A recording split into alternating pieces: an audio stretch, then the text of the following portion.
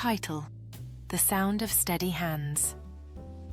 Elena sat on the edge of the bed, staring at the baby monitor, as if it held the key to her sanity. Her breath came in shallow puffs, her fingers tugging at the sleeves of her cardigan. She hadn't slept more than 2 hours in days. The baby Emma was teething. The cries came in waves, and so did Elena's panic.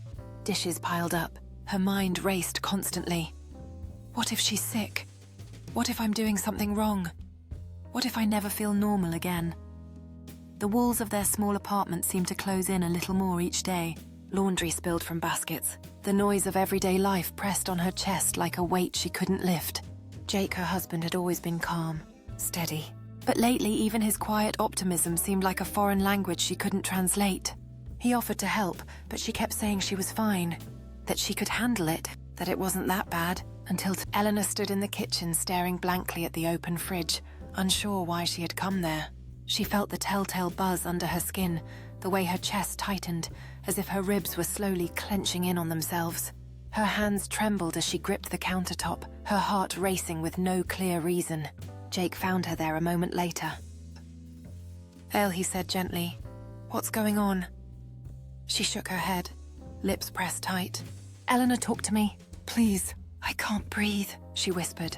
"I feel like I'm drowning all the time." Jake didn't try to fix it. He didn't offer advice. He just stepped forward, wrapped his arms around her, and held her while she cried into his chest.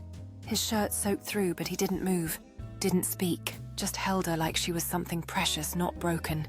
After a long while, when the sobs turned to hiccups and the sharp edge of panic softened, he pulled back just enough to look her in the eyes.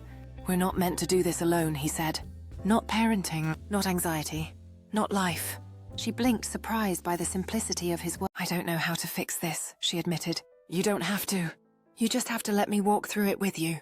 The next morning, Jake took the day off work. He bundled up Emma, fed her breakfast, and sent Elena back to bed with a cup of tea and strict instructions to rest.